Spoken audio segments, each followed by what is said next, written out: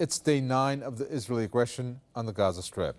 Tel Aviv has intensified its attacks by killing more Palestinians and destroying more buildings. Medical sources now say at least 214 people have been killed so far.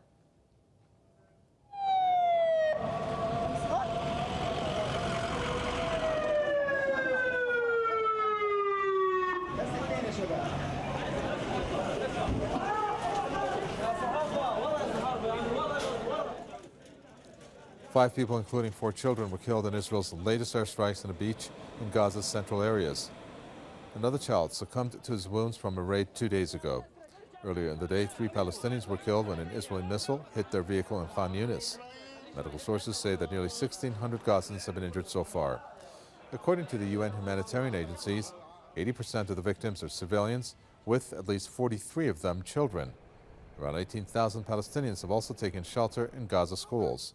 The number is expected to rise as Israel is warning some 100,000 Palestinian residents in the east of the coastal strip to leave their homes.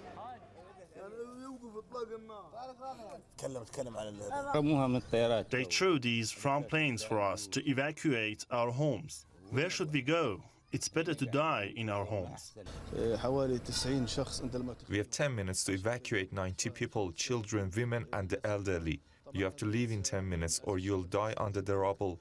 Now they warn everyone in the Zaytun neighborhood to leave. It's the price for being Palestinian and living in Gaza. We are afraid. We didn't sleep all night. They will start bombing again. We have all gone mad. My children all night cry. The babies, the women, all of them cried. We cannot deal with this horrible situation anymore. For God's sake, end this conflict. I don't know who is worse, the Israelis or the Arabs.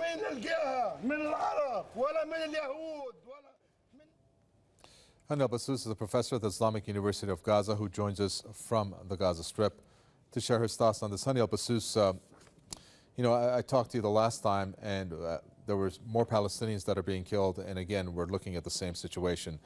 But before we talk about that, I'd like to, since our focus right now is on Hamas, they have presented a 10-year-long ceasefire as a condition for a truce, along with some other conditions that they have set forward.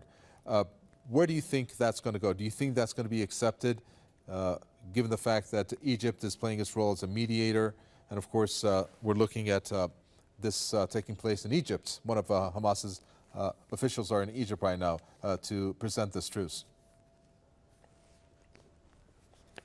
Well, I think talks about ceasefire have been underway for the past 2 days, but Egypt as a mediator is not accepted by Hamas and Islamic Jihad because Egypt has not been working alongside the Palestinian side.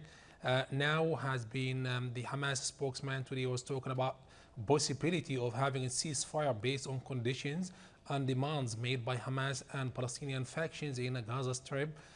Mainly talking about ending all kind of attacks on Gaza by the Israeli occupation forces and opening all the crossing points and having decent life for the Palestinian people.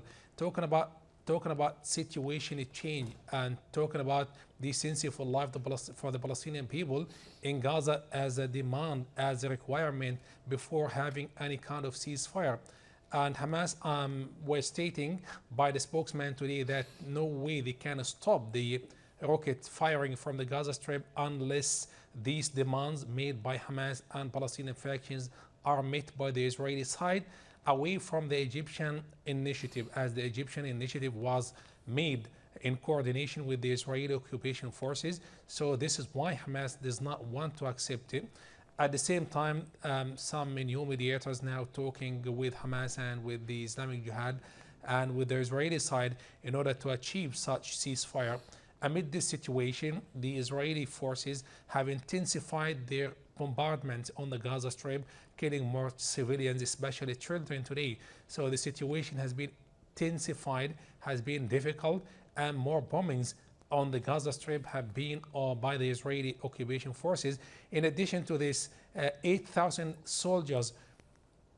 Israeli soldiers have been called upon to join the troops in order to have a land invasion. This could be part of the psychological war on the Gaza Strip, and it could be at the same time possibility of having land invasion. It's kind of possibility, especially the Israeli forces have been for the past 24 hours sending voicemail for the Palestinians residents in the Gaza Strip, asking them to evacuate their homes. So the situation is getting tense, it's getting difficult. At the same time, ceasefire talks is underway. Very well. Thank you very much for that. Hani Al-Bassous, professor at the Islamic University of Gaza. Thanks so much.